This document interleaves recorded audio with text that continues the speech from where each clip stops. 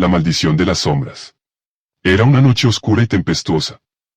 Una siniestra mansión se elevaba en medio de un valle solitario, rodeada de árboles retorcidos y envueltos en una atmósfera de misterio y temor.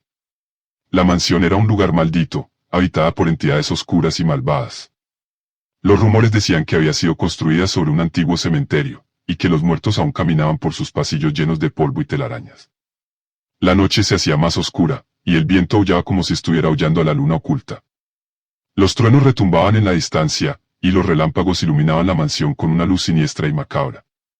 Algunos pocos habitantes del pueblo cercano decían que había visto figuras oscuras y espectrales en el jardín de la mansión, sombras que parecían acecharlos desde la penumbra.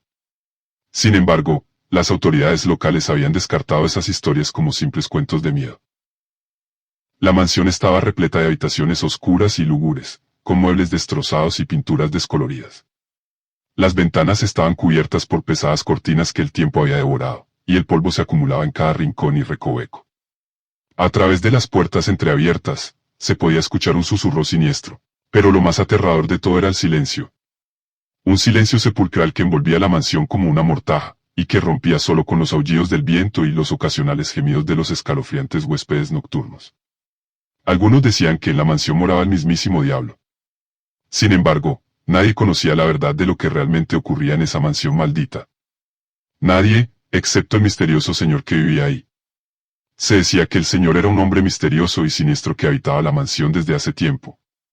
Muchos decían que era un vampiro, un ser inmortal que se alimenta de sangre y vive en las sombras. Algunos decían que el señor tenía poderes sobrenaturales y que podía controlar a los muertos. Sus invitados desaparecían sin dejar rastro y que sus gritos de terror resonaban en las paredes de la mansión en las noches sin luna. Una noche, un grupo de curiosos jóvenes decidió investigar la mansión. Ignorando todos los rumores y los peligros, dispuestos a descubrir la verdad por sí mismos. Al llegar a la mansión, los jóvenes se vieron enfrentados a un panorama de terror y pesadilla en la entrada. La puerta estaba entreabierta y las ventanas rotas y ensangrentadas, dándoles un escalofrío de miedo. La puerta se cerró tras ellos con un crujido siniestro, como si estuviera sellándolos dentro. Las habitaciones de la mansión parecían interminables, y las sombras se movían alrededor de ellos como criaturas vivas.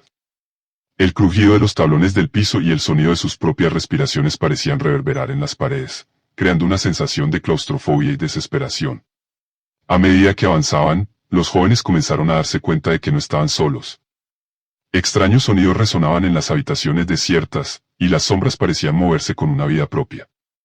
Algunas puertas estaban cerradas, pero de ellas provenía un ruido espantoso, como si algo estuviera intentando salir.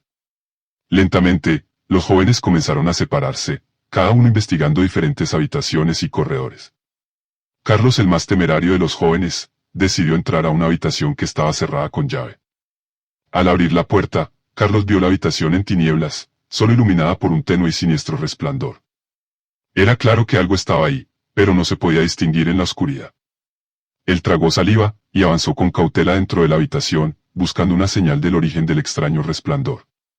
Cuando Carlos llegó al centro de la habitación, el resplandor se hizo más intenso, dejando ver una figura oscura y siniestra en el rincón. A medida que los ojos de Carlos se acostumbraban a la luz, pudo ver que la figura era un gran ataúd, y que emanaba una aura de poder y malevolencia que dejaba sin aliento. El joven se paralizó, mientras el terror lo invadía. No podía creer lo que estaba viendo, pero al mismo tiempo, sabía que tenía que escapar de esa habitación sin mirar atrás. Sin embargo, antes de que pudiera dar un paso, la tapa del ataúd se movió. El corazón de Carlos se detuvo, y un sudor frío le recorrió la espalda. La tapa del ataúd se movió de nuevo, y con un crujido siniestro se deslizó hasta caer al suelo. Dentro de él, se podía ver un viejo y descarnado espectro esquelético, que con un movimiento tan rápido que el ojo humano apenas podía seguir, saltó fuera del ataúd, y quedó de pie frente a Carlos, que trató de gritar, pero se había quedado sin palabras. El frío y el terror llenaron cada fibra de su cuerpo mientras se enfrentaba a la figura esquelética que estaba frente a él. El viejo ser maligno se incorporó lentamente, con un crujido seco y horrible, y abrió la boca para revelar unos dientes afilados y un aliento putrefacto. Carlos intentó retroceder, pero se encontró con su espalda presionada contra una pared. El miedo lo había paralizado, y no podía moverse ni emitir un sonido. El esqueleto se acercó con pasos pesados, y su figura se hizo más y más alta ante el joven. Parecía como si estuviera absorbiendo la vida del entorno, llenando la habitación de una aura fría y maligna. Carlos se quedó inmóvil, como una presa atrapada por una bestia depredadora. El esqueleto se detuvo frente a él y lo miró con unos ojos vacíos y enrojecidos que parecían tener miles de años de vida y de muerte a sus espaldas. El silencio se rompió con un susurro seco y sibilante, que salió de la garganta del espectro maligno. El susurro llenó la habitación, y Carlos sintió como se le helaba la sangre en las venas. El ser esquelético y malvado se inclinó hacia adelante, y con una voz seca y raspante, dijo: «Oh, joven mortal, has cometido un error al entrar a esta habitación». Carlos sintió el aliento fétido del esqueleto en su rostro, y un escalofrío de terror lo recorrió por completo. Intentó balbucear una disculpa, pero su voz estaba atrapada en su garganta.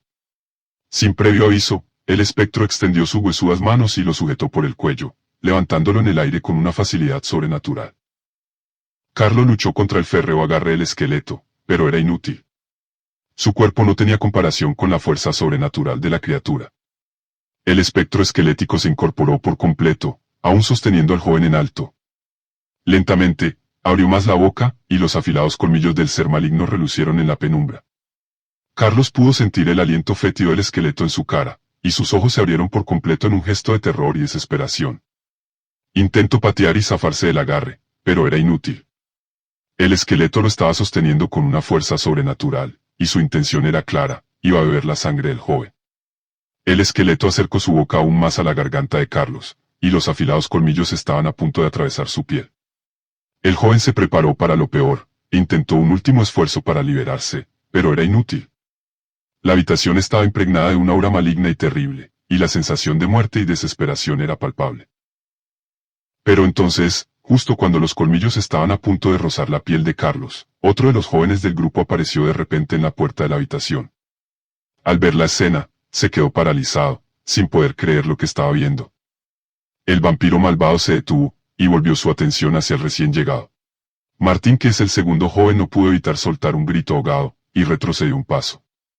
Sus ojos estaban llenos de terror, y su cuerpo temblaba como una hoja. El ser esquelético soltó al primer joven, que cayó al suelo con un ruido sordo, y se acercó lentamente hacia el recién llegado. De pronto, cuando el esqueleto estaba a punto de atrapar a Martín, una voz potente resonó en la habitación. ¡Alto! El esqueleto se detuvo en seco al escuchar la voz, y se volvió en dirección a donde provenía. En el rincón más oscuro de la habitación, se podía ver una figura en las sombras, que se incorporó y dio un paso hacia adelante. Cuando la figura salió de las sombras, se podía ver que se trataba de un hombre alto y delgado, que portaba un sombrero y un abrigo largo. Sin embargo, lo que más llamaba la atención era su rostro, que estaba desfigurado por cicatrices y heridas.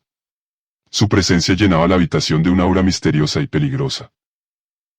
El hombre se acercó al esqueleto y, con voz fría y severa, le dijo: «Suelta al chico. Ahora». El esqueleto se volvió hacia él y lo miró con sus ojos enrojecidos e inexpresivos. Sin embargo, algo parecía detenerlo de orar contra el recién llegado. El hombre misterioso mantuvo su mirada sobre el esqueleto, y le ordenó de nuevo: «Suelta al chico». «No voy a repetirlo 2 veces». El esqueleto, con movimientos lentos y letales, obedeció la orden y soltó a Martín, que cayó al suelo con un ruido sordo. Carlos aprovechó la distracción y se incorporó torpemente, aún con el terror en su cara. El recién llegado se acercó al primer joven y, con voz un poco más suave, le preguntó: «¿Estás bien, chico?». Estaba tan asustado que apenas podía articular palabra, pero logró balbucear un «sí» entrecortado. Walter, el hombre cazavampiros, con una sonrisa ligeramente desfigurada, le ofreció su mano para ayudarlo a incorporarse. Tomó la mano de Walter y se incorporó lentamente, sin poder todavía creer lo que estaba pasando. Su corazón aún latía con fuerza, y su cuerpo temblaba por el miedo y la adrenalina. Carlos también se incorporó y se quedó a cierta distancia, todavía en estado de shock por lo que acababan de presenciar. Walter, el cazavampiro, se volvió hacia ambos jóvenes, y les dijo en un tono de voz bajo pero firme: «No hay tiempo que perder. Debemos salir de aquí ahora mismo». Ambos muchachos estaban aún demasiado aturdidos para responder, pero sus expresiones de terror y desesperación eran evidentes. Walter les hizo señas para que lo siguieran, y se encaminó hacia la puerta. El hombre y los 2 jóvenes comenzaron a caminar hacia la puerta, cuando de pronto, el espectro macabro reapareció delante de ellos, cortándoles el paso. Sus ojos estaban llenos de odio y deseos de venganza, y sus colmillos estaban listos para un nuevo ataque. Walter se detuvo en seco al ver nuevamente al espectro esquelético, y miró a los jóvenes con una expresión de determinación en el rostro. Sabía lo que tenía que hacer, y estaba dispuesto a enfrentarse a ese ser macabro para proteger a los muchachos. El ser malvado se lanzó contra Walter con movimientos rápidos y letales, pero él no retrocedió ni un paso. Sacó de debajo de su abrigo una daga reluciente, y se preparó para defenderse. El espectro atacó de nuevo, y sus colmillos relucieron a la luz de la habitación. El hombre cazavampiro lo esquivó con agilidad, y respondió con una estocada rápida y precisa. La daga de Walter se hundió en el costado de la figura esquelética, pero no pareció afectar mucho a la criatura. Walter y el vampiro siguieron luchando, sin dar tregua ni cuartel al otro. Cada estocada y cada golpe eran respondidos sin descanso, y cada uno luchaba por encima de sus límites. La habitación se volvió una mezcla de sangre y violencia. Los jóvenes observaban con horror lo que estaba ocurriendo ante sus ojos. Walter luchaba con todas sus fuerzas, esquivando y atacando al vampiro esquelético con movimientos rápidos y precisos.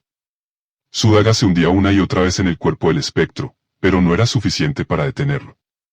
El ser vampírico, en cambio, atacaba sin descanso, buscando un punto débil en la defensa del hombre. Walter siguió luchando con todo lo que tenía, pero la diferencia de fuerzas entre él y el espectro era cada vez más clara. Cada golpe y cada herida estaban empezando a afectarle, y el cansancio se podía ver en su expresión. El vampiro, por su parte, estaba cada vez más enfurecido y desesperado por acabar con su rival. El cazavampiro se tambaleó por un momento, cansado y con el cuerpo lleno de heridas. La daga se fue de su mano, y cayó al suelo con un ruido metálico. El espectro aprovechó ese momento de debilidad, y se abalanzó sobre Walter sin dudarlo. Sus colmillos estaban a punto de hundirse en su cuello. El cazavampiros apenas tenía tiempo para reaccionar, y estaba a punto de ser víctima del vampiro. Sus ojos estaban llenos de desesperación y terror, al tiempo que su cuerpo se estremeció de miedo y agotamiento. En ese instante, un rayo de luz surgió de la nada y se interpuso entre Walter y el espectro. El ser maligno está visiblemente afectado por la presencia de la luz y retrocedió dando un paso hacia atrás, cubriendo sus ojos con las manos. El rostro de este ser vampírico era una mezcla de dolor y odio, gruñendo por el efecto de la luz en su cuerpo. Walter el cazador de vampiros, por su parte, se incorporó con dificultad y miró a los jóvenes. En ese momento aprovecharon el efecto de la luz en el espectro y se abalanzaron hacia la puerta. Su oportunidad para escapar era ahora, mientras el espectro seguía retrocediendo y cubriéndose los ojos con las manos. Corrían lo más rápido que podían, con el corazón latiéndoles con fuerza y la adrenalina bombeando en sus venas. El ente vampírico con su último aliento se abalanzó sobre uno de los jóvenes, lo agarró por el brazo y lo arrastró consigo hacia las sombras. Martín luchaba y pataleaba, desesperado en su intento por liberarse, pero la fuerza del espectro malvado era demasiado grande. Walter y Carlos estaban paralizados de horror, sin poder hacer nada para ayudar a su amigo. Estaban en shock, con las mentes aún tratando de procesar lo que acababan de ver. Su amigo había sido llevado por el espectro y su suerte era desconocida. Walter y Carlos estaban paralizados de horror, sin poder hacer nada para ayudar a su amigo. La luz del sol se filtraba por la ventana, pero ya no parecía traer consigo alivio o esperanza. Lo único que quedaba era una sensación de malestar y una pregunta sin respuesta. ¿Qué había sucedido con el joven secuestrado por el ser vampírico?